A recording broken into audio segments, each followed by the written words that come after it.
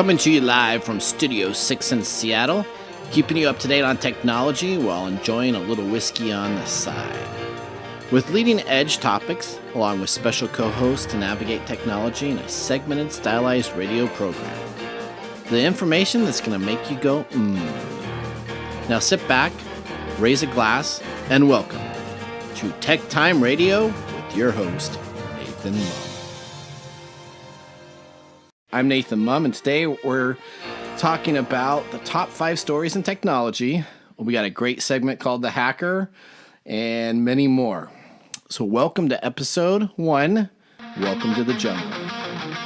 Today we're talking with our co-host, Mike Gorday. We also have our whiskey review at the end of the show, so make sure to listen all the way through to see what whiskey brand is our selected pick of the day. So as we started off, we have drink segment number 1. We have Lismore single malt Scotch whiskey that we're going to be taking a look at. So for the camera and everybody there, this is what we have for our first drink, section 1. Then we have our Bullet Bourbon Frontier Whiskey, Kentucky Straight Bourbon Whiskey that we have distilled. So that is our drink segment number 2. And Mike, you said that you were interested in this one. Yeah, I'm a bourbon guy. You're a bourbon guy. All right, this is going to be exciting. And then we have, for option number 3, we have Law Dog, and it's a Mo whiskey. So this is distilled locally here in the Snohomish area. So this is a local brew here, and we're going to take a look and see which one of these whiskeys we like the best as we go through this. So, welcome. I think we're going to start off with shot number 1. So I am going to take a shot of the single malt Scotch whiskey. Take a little sip. How does it smell? Smells good. Smells good. Although all alcohol smells good, though, doesn't it? That's true. That's true. All right, let's take a look.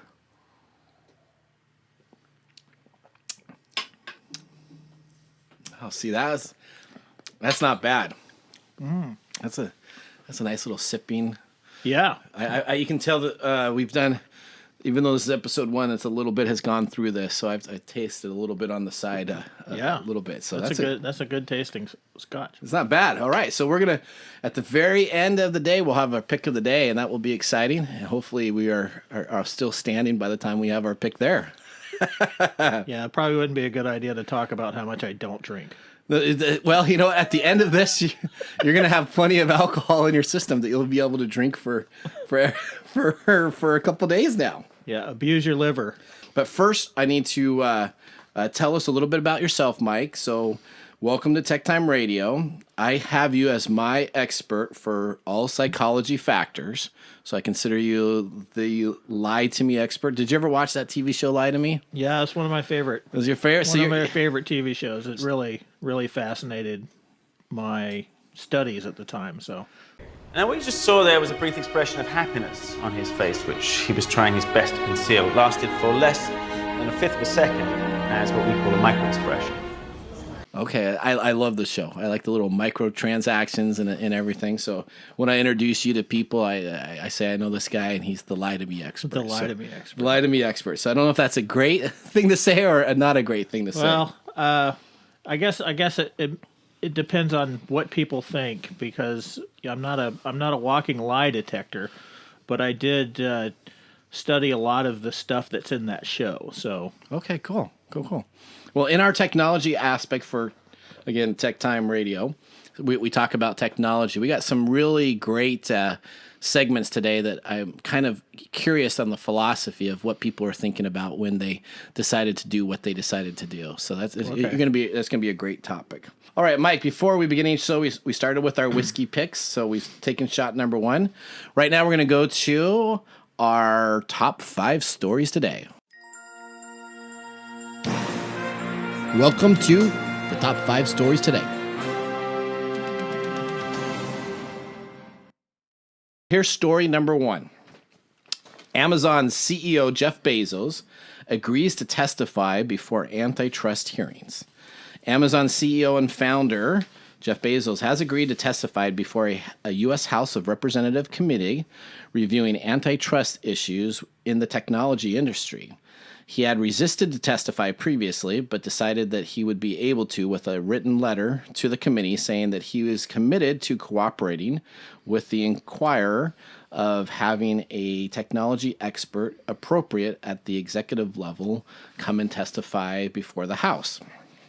This includes making Jeff Bezos available to testify at a hearing with other CEOs this summer. Adding to the timing and the format of the testimony would need to be worked out, and he produced over 225,000 page document requested as part of the investigation he has produced as a part of Amazon. So let's talk about that. Antitrust in the technology world. How do you feel about antitrust? Well, I guess we're talking about how big Amazon is getting. Okay. You know, how it's infiltrated every aspect of our lives. And how, I do my ordering from it. Do you do your ordering from it? Yeah. Oh, yeah. Absolutely. 2-day shipping order. It's one of the first places that I go. And I do it because I want stuff now. Yeah. Which most people do. And that's what he has capitalized on, is this supreme customer response. So is he penalized for being intelligent enough to come up with this process with antitrust? Because I worked at Microsoft early in my career, and we had a big European Union settlement that was against Microsoft for antitrust for the operating system back in the 80s and 90s time frame. And so I always, as a worker at Microsoft, I always thought that was the craziest idea anywhere, because if you wanted to create an operating system, there was Linux that was available, Apple was available. I never quite understood why they were so excited about calling it an antitrust. And then I remember T-Mobile was bought out a couple of years ago by somebody else, and then the government said, no, I don't want to have any antitrust issues, so T-Mobile didn't do that. And now T-Mobile just bought Sprint. So the technology and antitrust, what happens when you become so successful in your technology offering that you all of a sudden get sanctioned by government referendums? Well, it all harkens back to why the antitrust laws were first enacted. You know, you had a lot of these companies that were fixing prices, and quality was not important. So, because if you don't have any competitors, you don't have anybody that's going to challenge your market share, right? Yep. So now we come to this part of our life where technology is taking over, so to speak.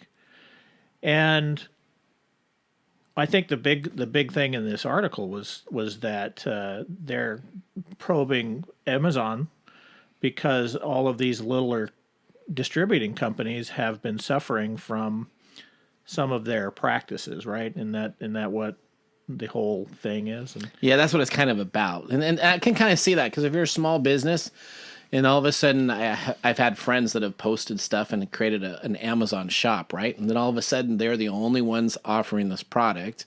And then 2 months later, all of a sudden Amazon has their Amazon version of this as a bestseller at probably 20 to 30% lower than what he's currently offering, and essentially put his business out of play. so it's kind of like the bully on the down the road. You know, you have to do what he says, or you get your butt kicked. That's right. You know, that's gonna be interesting to see how many other executives are a part of that, because that'd be very interesting to see what they do from that. So okay, good. Let's go on to story number 2. Okay. Tickets for the online Pokémon Go Fest are available for $15 online. Last year's Pokemon Go Fest attracted 60,000 trainers. I had to look up what trainers were. Those are people. So yeah, trainer. I played the game, so I know. So you play, okay. So I played it a little bit, and I got into it when it first came out, and then I lost my interest. So you'll probably be better at this than I am. But I guess what they're doing is there's a 4-day frenzy of rare Pokemon and challenges. And this event online is unlimited now. Normally they had to limit how many people could come for $15 a ticket. The event runs on July 25th and 26th, and they're figuring at least $5 million and proceeds are going to go to related causes for Black Lives Matter. So that's a great thing that they're deciding to put on out there available. What they're saying is they are excited that they're having special research challenges. They have a global challenge arena. I have no idea what that means, but it's probably fighting against somebody else, where distance players work together for rewards in a slew of rotating environments with rare and event-exclusive Pokemons. The registration last year, they had special gifts, but this year online, participants are also receiving special gifts, and online signups are taking place right now. So this is a software company that creates fictional little people that they are having an event for, right? So I was reading this and I was like, you got to be kidding me. So they're fake animals that you collect, right? So you have to. Did you ever watch the cartoon? I did not watch the cartoon. Did you watch the cartoon? Yeah, I have 4 kids, so Okay. while they were all young, I was watching all this stuff with them. That's one of the reasons why I played the game, because my 2 youngest were really into it. So I have 2 boys, and one's 25 and one's 21, and they're all into this also. I cannot believe this, and we never really bought them Pokemon stuff when they were growing up, but they have this 2 different new games came on out. They each have a Switch that they play. I mean, they just love this stuff. It's just, So I'm trying to get the story right again. You are a software creator. You create special events for your special characters that you have, and you charge people $15 to get these special characters during a 4-day event. Oh yeah, wouldn't you? So talk about antitrust or marketing ploys from story number 1. This is just crazy. I mean, I guess I understand a little bit about the microtransactions that people get in video games, because I play video games too, so I understand that. But this is just they are saying that they will have more people online to this event than they would ever have had in person. Well, yeah. Well, there you go. There's that technology piece, right? We're all hanging out doing Zoom meetings all the time now. Why not cash in on that? You know, from a business aspect. What you're not going to be able to throw your big shindig physically. So do you think that it may stop doing the shindigs in person if they get so many people? Why do it then? If people are okay with doing it online, wouldn't that be the new model then, to not even do a shindig in person? No, because after all that, we really desire connectivity with other people. Okay. So a shared experience online is okay, but when you compare it to a shared experience in person, generally speaking, that's a lot more personal and social. So you're going to get you're probably what we'll probably see in the future is the regular thing, The big event, the regular Go Fest, Yep. with the ability to video in I and can see that. participate. That makes sense. Okay, so speaking specifically about Zoom, and I'm not a big Zoom believer. I know. I've written some articles. That are pretty anti-Zoom in the marketplace, and I love video conferencing, and I think Zoom's going to be able to get us there in sometime soon. But I do like Microsoft. Cisco has a selection, and so. Story number 3 is Microsoft Team lets you upload custom background photos for video calls. Now, I don't get this either. I do not understand why people want to have custom I mean, this is a big, big deal. I was going through and looking at the forums talking about Zoom's ability to have the custom backgrounds, and there was at least 30 to 40,000 complaints from people about Microsoft not being able to have a custom background. So Microsoft Team is finally catching up with Zoom on the custom video backgrounds. Premium and free users can upload custom backdrop photos, but only during scheduled Teams meetings. So I think they have like this Meet Me service, which is the free service, that they're not allowing it. But for the scheduled team meetings, you can upload a custom background. So explain that psychology to me. I don't get that. Well, would you rather be talking to your teammates from your living room or from an island in Jamaica? Well, Okay, so I get that aspect, and so if you don't have a very clean room, or if you don't have an office set up, or something, I can totally understand the idea of having a custom background. But the whole time with that custom background, I've been on some sales calls where people are trying to sell me product, and all I think of is if you're so fake with this motion background, or this great idea of where you're going to go on your vacation once you buy my product or I buy your product, I just find it very fake. So I struggle with that. When I do my team meetings, I let people see the backgrounds of my environment, but I don't have anything too, as you can take a look in the studio here, we don't have too much uniqueness. You got some African art here and African art there, and some geeky toys a little higher on the shelves, but I don't think I have anything that really says personal items. But Well, there's a couple of reasons why people might want custom backgrounds. First is they want to stand out. okay, We all want to show our uniqueness to the world. So when we have these options of customizing, this is like video game customizing, or accessorizing your car, or whatever. This is simply another way of displaying your individuality. We especially here in the West, we're very encouraged to do that, because it helps us stand. We're very market oriented, right? We have to stand out. We have this big push-pull to how much do we stand out versus how much do we blend into the crowd. So these backdrops offer that option. They can help people stand out. And the second one is it helps people hide.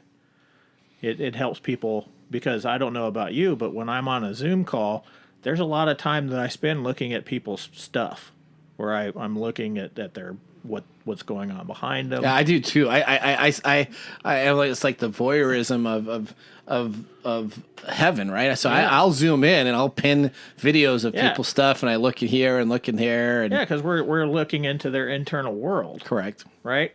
And Yep. we're all, most of us are voyeurs of some sort at heart, because we want to know what's going on. We don't like secrets. We don't like the unknown. So when you have this option, and you don't want people sneaking in and looking around, you can throw up this background, and then you don't have to worry about seeing your husband walk through buck naked, or or see the cat destroy a pigeon outside. That would be pretty cool, whatever. though. Yeah, I would be interested in that meeting if I saw some cat going to town. Yeah, just Google it. You can find all kinds of. I mean, we're experiencing these new things, and when we are thrust into situations where we don't have routines or a lot of experience, we get to see a lot of adaptation in place. Oh, that makes sense. Like I was on a Zoom call this morning, and somebody lost their audio feed from the meeting, but they didn't lose the audio feed from their microphone, and they were just pitching a fit because they couldn't hear, and everybody's like, everybody's typing to this person, hey, you need to stop what you're doing. We can still hear you, We can even though hear you can't hear us. We can hear you cussing. That's right. All right, story number 4. Twitter wants to stop retweeting crap you haven't read. So how many times have you seen someone retweet a story that was absolutely unclear if they really read the headline? Or besides the headline, did they actually even read the sub content to that? So now Twitter is testing a new feature on Android to help curb this behavior. According to Twitter support, this feature will simply ask you if you're sure you want to retweet an article that you haven't opened on Twitter. So that's actually kind of smart, because I have friends on Twitter that have sent me stuff, and I open them up, and I have this friend that's a very liberal, left-wing individual, and he sends me this article, and all of it was like pro-Trump stuff. And so I tweet him back and say, are you serious about this tweet? Do you know what she sent? He's like, oh, no, I just thought it was a great header, and it was kind of bashing Trump, so I decided to tweet it. I'm like, oh, okay. That's funny. And then I had another person tweet out some stuff where you were taking a look at the new fall line of sunglasses, and as soon as you start opening the sunglasses, like, it was a very conservative individual, and it was like very beautiful women in bikini outfits. And I'm like, oh, okay, well, all right, maybe something's happened. So I've reached out to at least 2 people, and they're like, oh no, I just saw it come across my Twitter feed, and I've sent it. I attest I've done that myself. So I've done that. I'm guilty, but I kind of like this idea. I mean, it's very simple. Is they're just going to ask you, are you sure you want to retweet the article if you hadn't already opened it on Twitter? What do you think about that? Well, my first question was why? Why is Twitter bothering with this? If you're good, but then again, are they getting backlash from people complaining about this? So, well, see, the whole Twitter community, everybody wants more and more people to tweet and retweet. So I think what it's become is just this spam email filter, right? Yeah, you're just forwarding, and most of the time you don't pay attention to what you it's just unconscious behavior. It is. So I was reading this and I was going, why would you even care? The only thing that I was thinking is maybe they're getting a backlash. And maybe they want to establish a sense of control that they're doing something about it. That makes sense. One of the problems that you brought up here is that people will read. Our brains work from a simplified system. We like to take all the information we get and downplay it into a small bit of information that we can easily disseminate. Right. Okay. So. This is a table. Yeah. This is a microphone. Out there is grass and trees. You're not unless you're really interested in the subject. You're not going to tell me where this table came from, who built it, what it's made out of. You're just going to tell me. I have no idea. Yeah, because probably IKEA, because that's where we buy a lot of our cheap furniture sometimes. Right? Yeah. So it's the same thing with trees, and so we get these things on these Twitter feeds and Facebook feeds, and they're provocative headlines, and they reach into our belief system and say, "Oh, this is great," but I'm not going to take the time to read it. But I'm certainly going to take the time to blast it out to my followers or whoever it is that I think is because we like that instant gratification, right? I get that thumbs up on my tweet, and I get somebody else tweeting it out. I'm like, oh, look at that! That Joey really likes me. He thinks I'm really cool, type of deal. Yeah, and it's a false sense of security, but it encourages these types of systems encourage a very heuristic, unconscious behavior of just doing these things, tweets and retweets and thumbs up and unhappy faces or whatever. And I'm still not exactly sure why Twitter is doing this thing where it's like, for me, I would be like, are you serious? But I would have read the article. I'm not big on social media. I really find it disturbing most of the time, but if I read something on my Twitter feed, I read it. Okay, I take you're much better than me, because I don't. I'll go through and I scroll at night, and I'll go through here. Oh, that's cool, and retext that. Well, it doesn't mean that I'm not still trying to do stuff like that. I'm still looking at that title and going, okay, that looks like something I might want to share. I mean, the titles give me 5 ways to save. If you put that in any title, I'm clicking on that. I just always want to save. It's amazing. Well, that's how they get you. The advertising field is really great at getting attention, and when you see those provocative headlines, you just grab them. Yeah, you just start going. It's unconscious. All right, story number 5. This is a big one right now. GitHub plans to replace racial insensitive terms like master, whitelist, and slave. CEO Nate Friedman said over the weekend that the company is working to replace master with a neutral term like main and remove references to slavery. The company currently uses master to have the main branch of a repository. The code management platform is not the only one heading in this direction. A bunch of other open source projects and companies have moved into this also.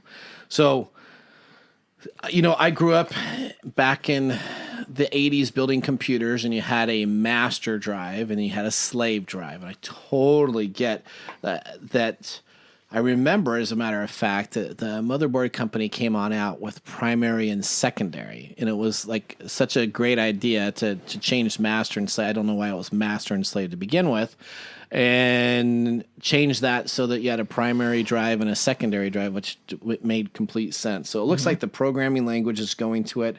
A current poll that came on out, 45% of the people say that they would like to change that to an allow list and a deny list. I mean, I think that makes sense. There are 33% said that they would like to change it to a allow list and a block list. 31% said that they'd like to have a safe list or a deny list. And then 20% or 2% of people said safetiest and block list. So terminology that has been around for 30 years, 40 years in the technology industry, I think it's probably a good idea that they're changing some of those name topics that they just didn't necessarily need to be there. What do you think about that? I have a couple of feelings about it. Some part of it is that over time a certain word will gather connotations. Right? Now obviously with like the master slave one, that one's pretty blatant. So that is a understandable, but other things like blacklist and whitelist, those are things that are taking on connotations over time. And well, why is it though? If you use blacklist, that's the negative, and the whitelist is the positive. I mean, we can theorize. We can theorize about it. I think the first time blacklist came out was in the 1600s or something, in a theater type of production, something about King Charles II retaking England. But we can theorize. But if you think about our history, daylight is our prime things. Okay. Daylight and night is full of terrors, right? If you're a Game of Thrones person. Yeah. Because when darkness falls, we all have a fear of the unknown, and there's nothing more unknown than what you can't see out in the dark. So I think we naturally just put those values on those types of experiences. So when I can see in this day, it's easy to go, okay, this is a whitelist, although whitelist is a fairly recent. So we need to change them to day list and night list then. How does that sound? Maybe. Does that sound like a better idea? A safe list and block list works for me. I don't really this is in Reddit area right now. This is just blowing up. You got this people, oh no, how you're taking our tradition away from us. You got other people are saying, why the heck was this a tradition? Yeah. I'm kind of on the deal with, you know what, allow list, deny list. I understand the same thing. It doesn't have to be a white list or a black list. I can easily change my mantra on that. I tradition is funny. I have a story about tradition that talks about this reason. And I think I might have told you this before. You know, it's about a mother and a daughter cooking a roast. And I think you did. Okay, yeah. Do the short version. Yeah, and here's the thing though, is that this is still a throwback from gender roles. So you have a mother and a daughter cooking a roast. The mother's teaching the daughter how to cook a roast, and she says, "Okay, well, get the roast and cut the ends off." And the daughter's like, well, why do you cut the ends off? Well, I don't know. It's kind of a tradition. We need to ask my mother. So they call up Grandma. Grandma, we're cooking a roast. Oh, did you cut the ends off? Yeah, we're trying to figure out why you're trying to cut the ends off. Well, I don't know. That's the way I was taught to do it. We need to ask my mother. And fortunately, in this story, you know, everybody's still alive. Still alive. Okay, I got you. Okay. So they call up great grandmother. Okay. Right? And they say, Grandma, we're cooking a roast. Oh, good, are you? We just all want to know why you cut the ends off. I said, well, my oven was so small that I had to cut it off to put it in the pan. So something that, aside from the gender issue that revolves around that little story, that gives us an idea of what a tradition is formed. And I'm not bashing traditions per se. I'm just saying that everything changes over time, and we often forget why the tradition was started in the first place. So Well, I don't know the tradition of getting Christmas pajamas on Christmas Eve. If you miss that at our house, and let me just tell you, then you're in trouble because that's what all of us look forward to. So that's our tradition. Christmas pajamas. Yeah. You do not miss that. I know my poor wife didn't do that one year. I know that was a terrible year for her. So those are our thoughts, and our segment is coming to an end here for our top 5 stories today. Welcome to the top 5 stories today.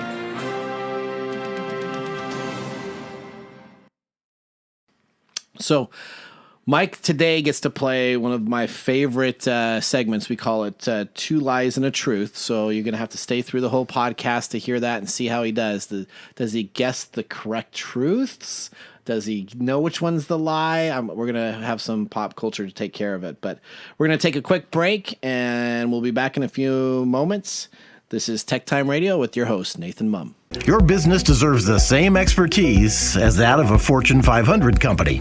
If you need a CIO-level service, why hire a full-time staff member at $250,000 a year when you can get this on-demand service for fractions of the cost? Get an on-demand CIO working for you to protect and keep your business running. To find out more, go to www.ee-services.com. That's ee-services.com. All right, guys, thank you for joining us back here again. Our second topic of the day is called our hacker segment.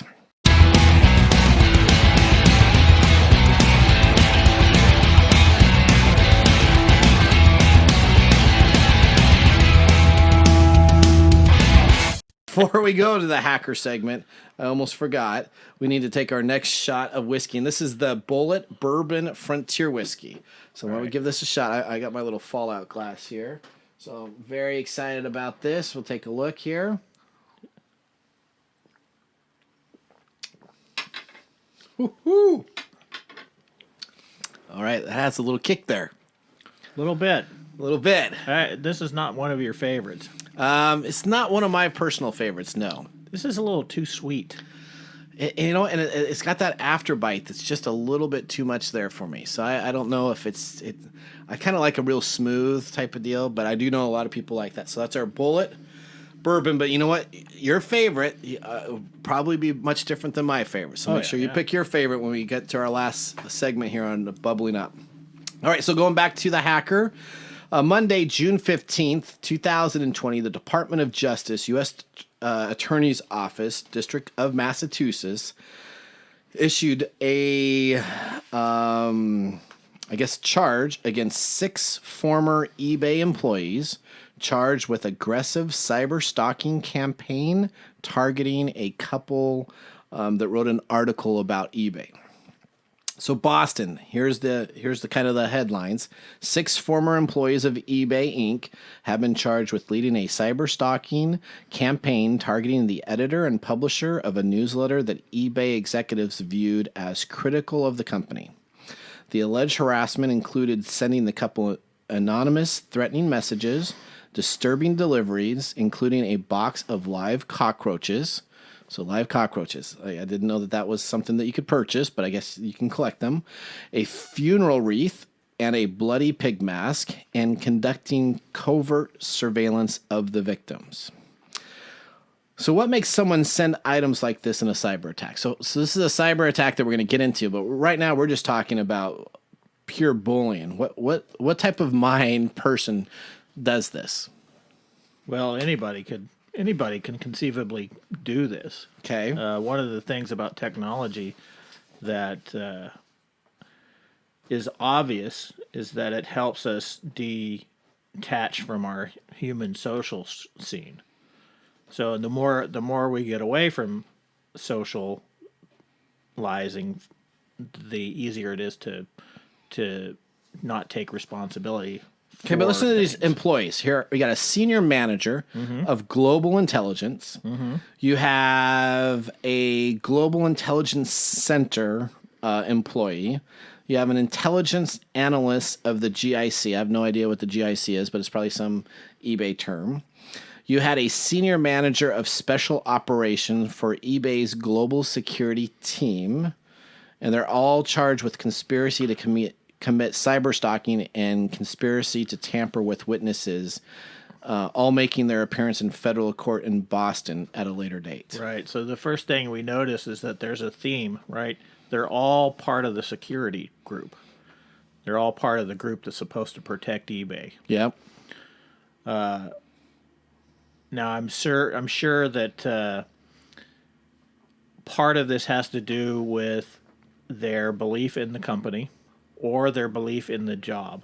They may have taken the I'm sure it was. I didn't read the article, so I'm sure it was probably a critical article of eBay. As I would hope. I hope they weren't just complaining about pricing of somebody snatching their auction at the last second or anything. I don't know what the article was either, but it did mention that it was critical of eBay's business practices. Correct.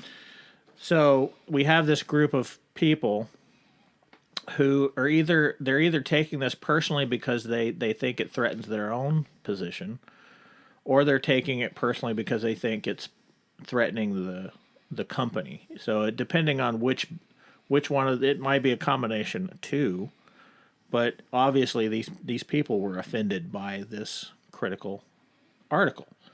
And then one of the things that people want to do is get rid of the threat, right? So they're trying to get rid of the threat, and one of the ways that these people have chosen to do that is by terrorizing them, by cyberstalking and bullying. Yeah, and they also included a book on surviving the loss of a spouse. So they sent them a book and pornography, and I get that somebody could be upset, but I mean that really has taken that to the extreme, right? And the last 3 addresses to the newsletter's publisher actually got sent to their neighbors' homes, not even the person that was the publisher. So you have now the whole community is opening up, and they're receiving these threatening packages from these eBay people. That's absolutely crazy. Yeah, and because they can conceivably think they can hide behind the technology, it makes it easier for them to engage their crueler side. So here's an aspect. So there's like 3 phases, and I don't have to keep on going through, but they get worse and worse as they go from first phase, second phase, third phase. But here's what happens. Aware that the police were investigating, the defendants allegedly sought to interfere with the investigation by lying to the police about eBay's involvement while pretending to offer the company's assistance with harassment, as well as by lying to eBay's lawyers, their own lawyers, right, about their involvement. At one point, for an example, alleges that they fabricated a person of interest document that could be offered to the police as a lead on some of their harassing deliveries. So they do all these phases, and then they lie to their own lawyers for their involvement, and they come up with an idea that they're going to have a person of interest that they can then send to the police so that they aren't held liable for this. Right. So they obviously know or come up with the idea that we maybe have crossed the line here, and so now they're trying to protect themselves. This is just unbelievable. The charges of conspiracy to commit cyberstalking and conspiracy to tamper with witnesses each carries a sentence of up to 5 years in prison, 3 years of supervised release, and a fine of $250,000 apiece. Sentences are going to be opposed in the court based upon the U.S. sentencing and other factors coming up here in Boston. So the real aspect here, like we like to do on our hacker segment, is we like to take a look at cyber criminals and take a look at it. So these people were physical criminals to an article and tried to use cyber criminal tactics to do an old-fashioned shakedown of these people. Now, I don't get, is their goal to get them to retract their statement that they already put out? I never get this in the criminal activity. After the article's published, you can do a retraction, but people don't read that. So what good could they have gotten if the couple would have said, sure, you know what, we're wrong, we'll be nicer to eBay? It appears that it's more it's trying to punish somebody for doing something that, and we all engage in those types of things. If, when your kid mouths off, what do you do? Well, I don't do anything now because they're much older, but sometimes I would send them to their room or I'd put them in time. It depended on each kid because they were each different, right? One of them, I could spank his hand and that was enough. And the other one, I'd spank his hand and he'd just laugh at me and say, okay. What was your goal? So my goal was to make sure that they were corrected and not necessarily hurt them, but to have a punishment enough that they would say, you know what, next time I don't really want to do that. Right. And this is probably what they were engaging was trying, not necessarily looking for a retraction, but making sure it wasn't going to happen again. There's a couple of things that can happen by this. The first thing is that if we freak these people out that are writing these articles, they won't write an article again. And it's possible that by doing this, other people won't write bad articles about us either, because those people will tell other people. Okay. I can see some of those points. But then it becomes, it also engages a power play. Now these people have a lot of power and they really want to start engaging in that power. So instead of just correcting the problem, they amp it up and they keep amping it up until suddenly they're in hot water and now they need to figure out how to make sure they don't get the attention. So they start blame shifting and they start saying, oh, well, it wasn't us. And then, the lying to the lawyers, wouldn't you? I mean, you want to make sure that you're not going to get in trouble from the company if the company is asking you what you're doing. Oh, I'm not doing anything. But I did see George the other day.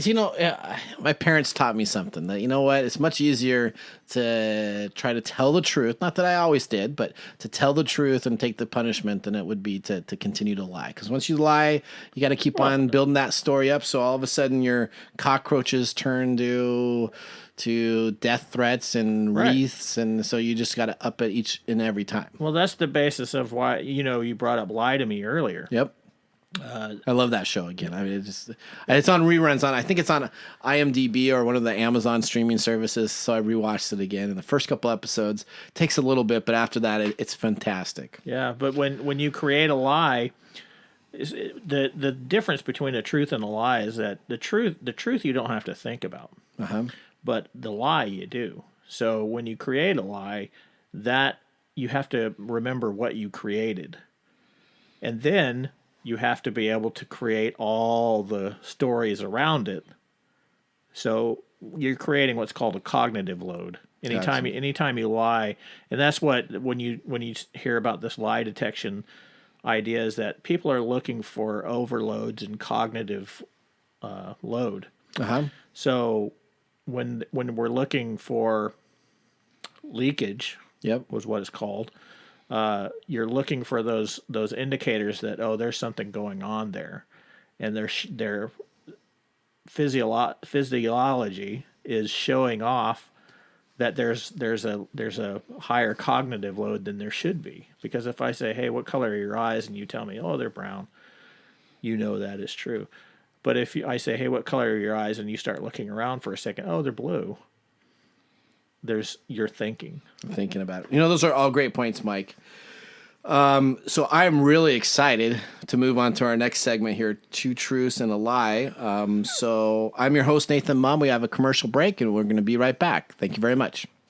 Your business deserves the same expertise as that of a Fortune 500 company. If you need a CIO-level service, why hire a full-time staff member at $250,000 a year when you can get this on-demand service for fractions of the cost? As your CIO on demand will give you the steps you need to take so as to minimize interruption to your business and profitability, and provide you and your business with training and education to prevent future attacks. To get an efficiency review for your business today, contact us at www.ee-services.com. Well, welcome back to the show. You're listening to TechTime Radio with Nathan Mumm and Mike Gorday as my co-host. Now, this is a great segment. We call this Two Truths and a Lie. And now we have Two Truths and a Lie. Okay, I'm not sure what kind of wizardry you expect from me, but let's do it. Let's take a look at it. Okay, here we go. All right, so Mike, this is a real simple event.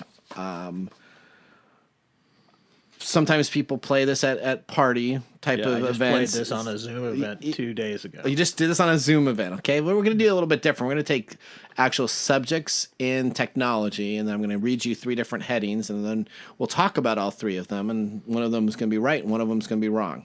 But before we start that segment, we need to make sure we start with a little bit of our shots here. So our next shot is the Law Dog. Let's Law Dog it. Let's take a look and see what the Law Dog looks like. Oh, it smells good.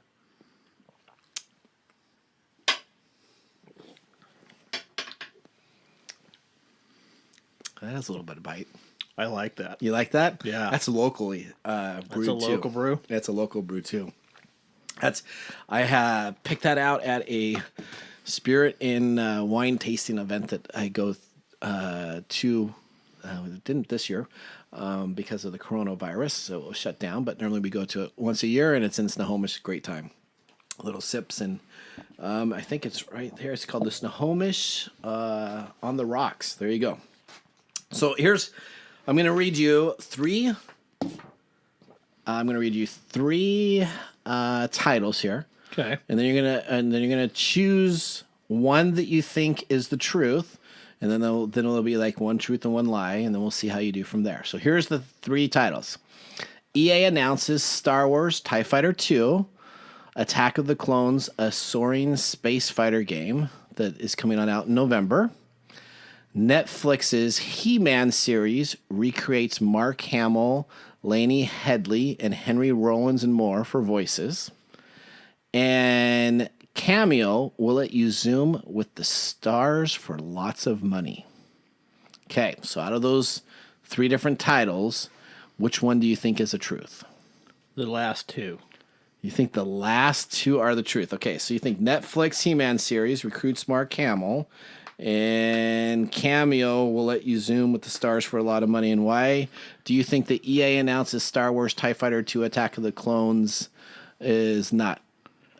Because I know that EA is putting out a game. Yeah? That's a fighter pilot game. That's a fighter pilot game, But yeah? it's not TIE Fighter 2. It's not TIE Fighter 2. Oh, look at you. Yeah. You scored perfectly. All right, so let's go through these stories. That's not what's supposed to happen, but you did a great job there. And see, I tried to use the psychology of saying it first, because normally people say that that's the 3rd thing that you normally put as the lie type of deal when you do this, but you are correct. So let's go through. Story number 1. EA's Star Wars Squadrons. That's right. Squadrons. Soaring to space fighter. Did you ever play TIE Fighter and yeah. X-Wing? Oh, I love that game. That was back in the time when... Way back. That was back when you still had modems played and it on a beginning of internet. Commodore. Oh, those were... They made some... And I played the new Xbox release title of... It's the Fallen. It's their newer kind of role playing Fallen Jedi or something like that. It was actually a pretty good game, so I think they're doing a pretty good job. But yes, EA announced a Star Wars Squadron, a first person dogfighting game where players fly the popular Star Wars ships into a galactic combat. The game will come to PS4, Xbox One, and PC on October 2nd, featuring a unique single player story and a 5-on-5 multiplayer battle. Yep, that was just pure luck. I just read that yesterday. You just read that yesterday? Yeah. Well, there you go. Just You know pure what? luck. A little bit of prep. That's I'm going to say that it was all due to my deductive reasoning skills and my expertise in psychology. See, you but saw my it was eye just- moved up. Your eye blinked a What? couple of times. Your shoulder did Moved a some little weird bit. stuff, yeah. Okay. All right. So the next story is Netflix He-Man series recruits Mark Hamill. So Netflix has an impressive track record that comes to original animated series, from the critically acclaimed Troll Hunters to the more adult-themed Castlevania. Judging by the voice cast of Masters of the Universe, Revelation is what they're calling it. The streaming service is continuing to have high hopes on the He-Man universe. So Mark Hamill. Here's a question here. So I'm a big fan of Mark Hamill, like him a lot. Okay. He's known for another animated role. Oh yeah, he was the Joker in Batman animated series. That's correct. So he has been the Joker longer than anybody else. Yes. So he has taken the Joker in many directions, from the fun trickster Batman, the animated series, to the mastermind of the Arkham games, which are the PS, Xbox games. Hamill's done a lot about this. He's done over 25 years of voice acting. Mm-hmm. He was also in Wing Commander. I don't know if you remember that old game, but he was a... So that's, you know what? I think he does a much better role of an animated voice than any of the live action films that he stars in. I don't think it's his fault, but I think it has to do with the scripts. All right. And the last truth is Cameo's is a company. It's called Cameo. Yeah, I don't know anything about these people. You don't know? Well, let you Zoom with stars for lots of money. So listen to this. Cameo service lets you pay famous people to either send you a personalized message, like a recorded message, or allows you now to buy a 10-minute Zoom call with your favorite celebrity. Yeah, let me sign up for that right now. Don't you want to do that? Yeah, no. Well, here, listen. You'd be surprised of some of the people that are sign up for this. So, do you know who Sean Astin is? Oh, yeah. Okay, so Lord of the Rings, Rudy, probably one of the best football movies I've ever seen, Rudy. So how much do you think he charges for a Zoom call? $1,000. Well, no, not quite, but $600. So if you want to listen to him for 10 minutes, I don't know what you would talk about in a Zoom call with him. I don't know. This is one of the things that drive me crazy about human behavior, because I understand why people want to do this. Yeah? I don't. You don't? I've met celebrities. Yeah. And they're people. They are. Yeah. You know, if you charge me $10 to talk to you on Zoom, I would probably trash your house. I don't know. Would you send me? You wouldn't send me cockroaches in the mail. I would you? send you cockroaches in the mail. A bloody pig mask. Oh no. Okay, so that he can. You know, I'm not gonna pay you to talk to me. I mean, think about that for a second. What do you pay? You're paying somebody to talk to you. That sounds kind of pathetic to me. Well, hey, will you talk to me? I need some help. Well, so Jonathan Frakes, of course, William Riker. He was just in the new Picard series. He comes on back and he has his own starship. How much do you think he charges? And Tony Hawk are at the same price. So Tony Hawk, the skateboarder, and Jonathan Frakes. Tony Hawk, huh? Yeah. I'm gonna say $500. So no, they're in the 1,000 range. They're in the 1,000 range. See, that boggles my mind. So here's what boggles my mind. Brett Favre, MVP for the Green Bay Packers, right? I mean, I love the guy as a quarterback. $2,000? No, $5,000. $5,000. $5,000 to talk to him for 10 minutes. I'd be like, why did you play for the Vikings? That's the only question I'd have. And see, either that guy has a tremendous ego, or he does it so people won't do it. Well, you know what? We're going to get so famous here at TalkTime Radio that we are going to have one of these days, we will be a cameo on a Zoom meeting, and I'll come on in and I'll charge you like $10. So I'll be $10, and then I'll just lecture you for 10 minutes, and you can get everything that you want. I charge people to talk to me, but I don't do it just so I can talk to them. They're normally laying horizontal on a couch, though, aren't they? Is that? No, not quite. Not quite. Okay, not quite. All right, so that goes for our segment. I'm not a therapist. Not a therapist. For two truths and a lie. Thank you very much for playing. We're gonna have to do this again because I didn't stump you, and that was the whole goal, was that I was going to be able to have you kind of feel bad about yourself as you walked out today. And my tremendous skills in psychology, and the fact that I read a lot of stuff, that helped. That helped a little bit too. All right, Mike. So we've gotten through our 3 segments, and each of these segments we tested the whiskey. So now is the big reveal. And now our pick of the day for our whiskey tastings. Let's see what bubbled to the top. Which of these whiskey wins your pick of the day? I think today I like the Law Dog. You like the Law Dog? Oh, yeah. Right. So I, you know what? I will have to go with you also. So I think Law Dog, who is not a sponsor of our show. Oops. Whoa. Sorry, Mike. Well, I did have a little bit too much, right? Maybe they will I don't know. It sounds like you might have had enough. I may have had enough too. You know what? That's been great. Mike, it was great to have you on the show today. Absolutely. I'd love to do this again. So I don't know what your plans are for next week, but I'd love to have you back next week. And if we can talk a little bit more technology and have a little bit more whiskey, I think it'll be a great program. Let's do it. All right. Well, thank you very much for joining us. And everybody at home and on the road or in your car, we thank you very much for joining us. This has been TechTime Radio with your host, Nathan Mumm. Join us next week when we bring back Mike Gorday to co-host with us, talking technology, and of course, having a little whiskey. As we leave now, remember, Mumm's the word. If you like our show and want to listen and learn more, please check us out at techtimeradio.com or visit us on YouTube to see the show in action. You can also find us in your favorite podcast service. Just look for TechTime Radio with your host, Nathan Mumm.